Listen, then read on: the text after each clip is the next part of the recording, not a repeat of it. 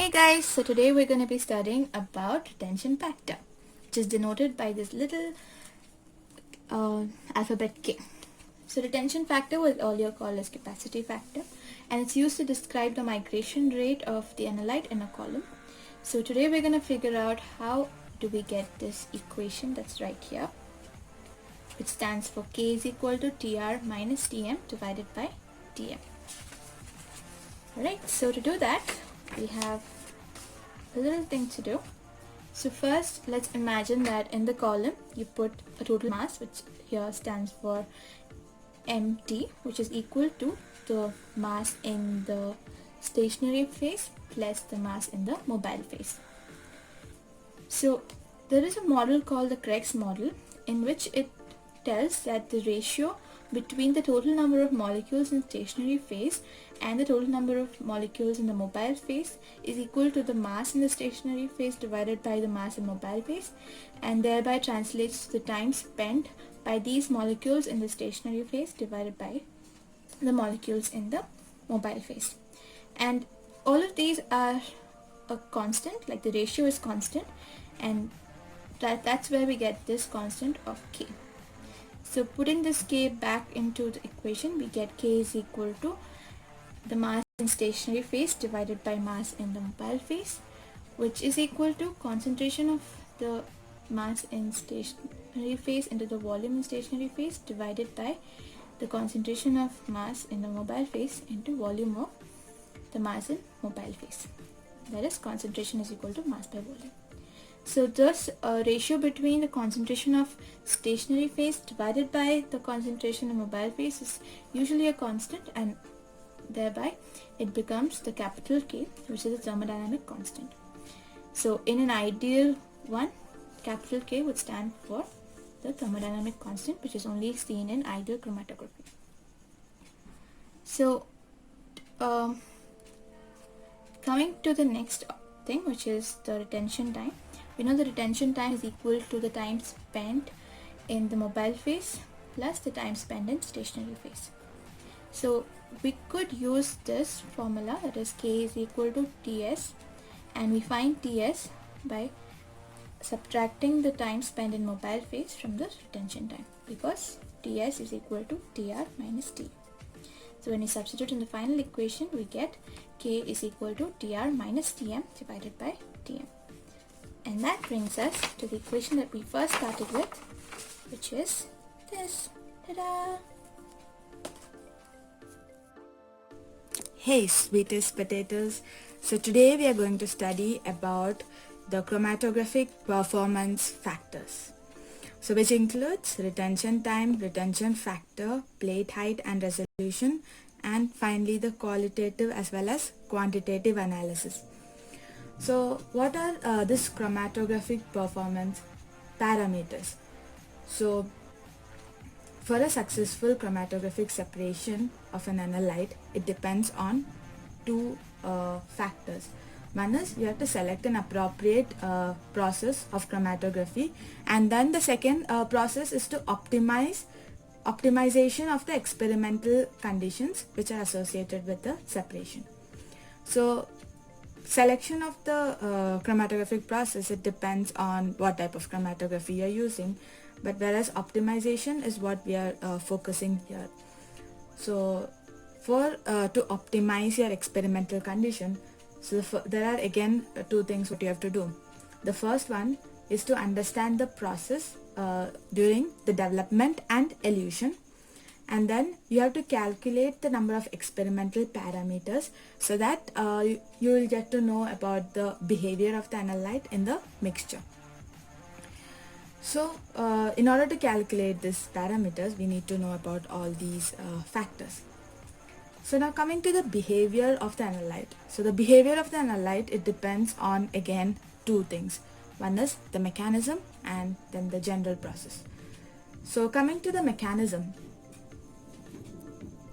it includes many factors like absorption, partition, ion exchange, ion pairing, molecular exclusion principle, and it also involves a lot of kinetic and thermodynamic processes which will interact with the analyte and stationary phase.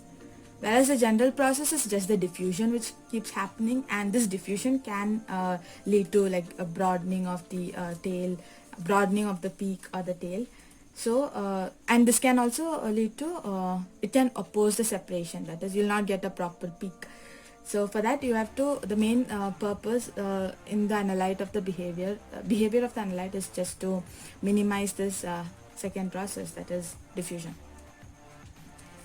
So now we will go into the first one, that is the retention time. So what is retention time? So retention time is given as TR, which is the length of the time from sample injection until the analyte reaches the detector. So the retention time, it depends on many things. That is, we have already learned about what is dead time, hold up time and all that. So what is dead time? So dead time, it is the time taken by the analyte to pass through the spaces between the particles of the coated matrix coated stationary phase. And there is also something called as the column void, which is given as V naught.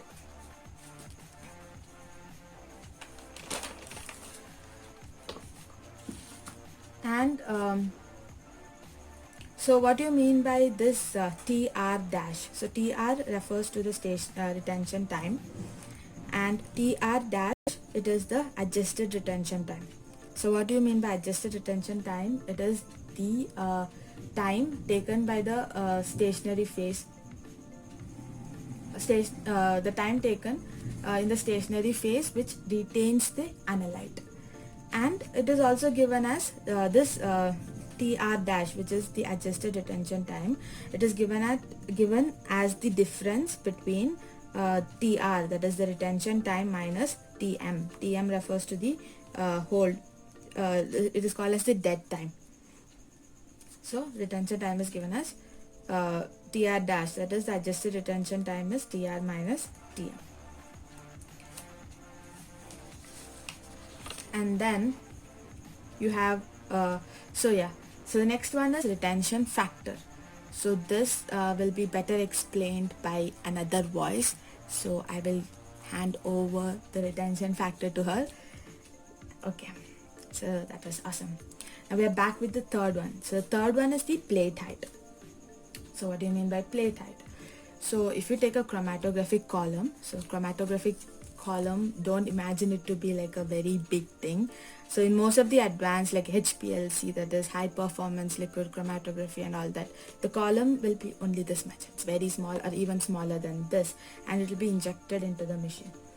So this chromatographic column will have many zones, and many zones which are adjacent to each other, and these zones are referred to as, each zone is referred to as a theoretical plate, and it is given as N. N refers to the total number of theoretical plates which are present in the column. And if you take each of these zones, they have sufficient space for the analyte to completely equilibrate between both the stationary as well as the mobile phase. Now you know that the theoretical plate, it has a lot of zones, which is N is given as the total number of zones in the column, and the length of the column is given as 1 theoretical plate, and the length of the column, which is 1 theoretical plate, refers to plate height h, which is the length in the plate height h, it is given as capital H, and it is the length in micrometers. And it is also seen that when the plate height is smaller, the theoretical plate, that is the N, will be more, and you get more efficient separation between the analytes, like you get a more sharper peaks. And this plate height, it also relates to the width of the analyte peak, which is expressed in terms of standard deviation sigma, and the distance traveled by the column x. So you get this equation, that is the height, the plate height is given as sigma square, which is the variance, by the distance traveled by the column. And you have to remember that usually this N which is the total number of columns in the theoretical plate, should be around 5,000 to 100,000 per meter, whereas the height of the plate should be only very few micrometers. So when you have the plate height value less and more larger number of n, then you get a narrower peak. So narrower analyte peak is observed when you have this condition. Yeah, to make this more clear, you need to look at the chromatogram. So we'll just look at the chromatogram for a while. So here this I hope you can see it. This is from Wilson and Walker book, and you can refer the picture there. So here this is the sigma, which you can see the distance from here to here is referred to as sigma, and HP refers to the height of the peak, and this is half of the height of the peak, and this is the complete height of the peak, and you have TR, TM and everything, and we'll come back to this chromatogram a little later. So coming to the next one, the fourth parameter, and I also know the time when I'm recording it's raining outside, and you can listen to the sound of the rain hopefully, and the thunder. Yeah. So now coming back to this resolution. So resolution is given as RS. So RS, so resolution, it refers to the ratio of difference in retention time, that is delta TR, between the two peaks to the mean of the base width. So just make it clear. So it is a difference between the retention time, So for example, if you have two peaks, so here you have two peaks, right? So you have two peaks. So the difference in the retention time, that is TRA minus TRB divided by the mean. The mean of the width is given as WAV. So the base widths are, these are the base widths, that is WA and WB. So mean of this base width. So that is what you mean by resolution. And usually if you get this value around 1, you see that it is 97.7% separated, and there is only an overlap of about 2.3. And if your resolution is not proper, you get all these fused peaks. This is when your resolution is not, this is a complete resolution, whereas this is an incomplete resolution.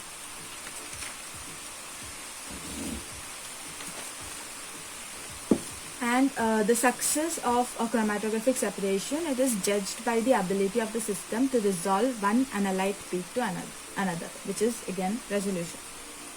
So this is the definition of resolution. Now moving on to the last one, which is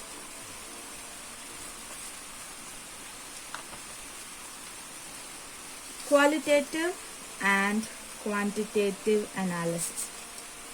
So what do you mean by qualitative analysis? So qualitative, it refers to a specific, when you're like you have a mixture of compounds and then you're searching for a specific analyte. So these type of analysis is referred to as qualitative analysis. So how do you find the qualitative analysis? For this, what you have to do is that you have to compare it. The first thing what you can do is you have to compare it to the retention time of the peaks in the chromatogram to a reference sample, so that you get a single peak, and you can also then predict the area. And for this you also use mass, because you can just, like I've already told in I'll be again going back to the chromatogram which I send you guys, the real chromatogram. So in that the machine itself calculates based on the library which is provided to it. For example, you have an Agilent machine which is for gas liquid chromatography. So what you do is you feed all the library, like for example for lipids, if you're trying to find, you feed the retention time of all the lipids which are present. So the computer, when you use mass spectroscopy, or you can also use this one, NMR, which is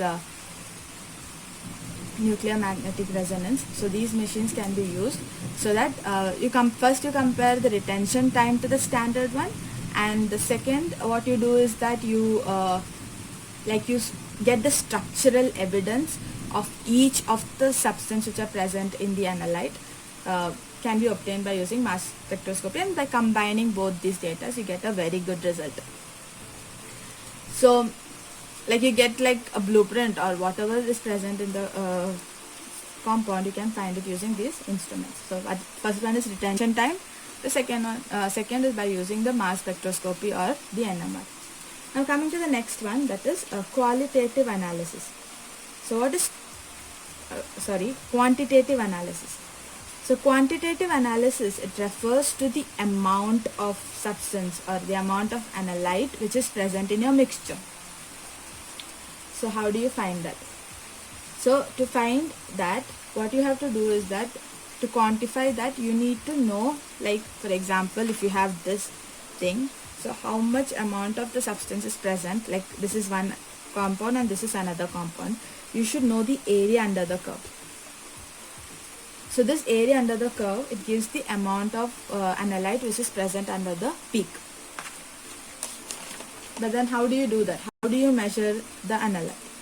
So for that, what you have to do is that in order to get the area, you have to multiply HP, which is the height of the peak, and multiply that to the width at half of the height. Height of the peak and weight at half of the height, which is given as WH, which gives the area. But imagine the chromatogram which I send you guys. So there were 85 pages, right? So in that 85 pages, do you think that you can sit and multiply this and this the whole time? Is it like physically possible for you to do? 85 pages can include like 2 or 3 compounds. So it's very difficult, right? It's very difficult to sit and manually multiply this and get the area. So we have something called as the microcomputers. So because of this time consuming process to manually sit and calculate the area under the curve, we have microcomputers to perform this calculation, and they help in, you program the computer with the retention time, the peak area, and related to the standard. So in that way, it will enable us to find the relative ratio of the retention peak as well as the retention time as well as the peak, and thus calculate the area. So that is what we do. What we do is that in that Agilent machine, you put a library of all the, the retention time of specific compounds. So you put that, and they will calculate, and you also have the area and all that which is already put into the computer. So the computer itself will do all the calculations, and in the results page, as you all saw, I believe you saw the video. So if you have seen that, you see that the area is given in one column. So you don't have to do this calculation, but it's good to know, right? So with this, yeah, the parameters of chromatography comes to an end. For more geeky stuff, stay tuned to this channel. Thank you.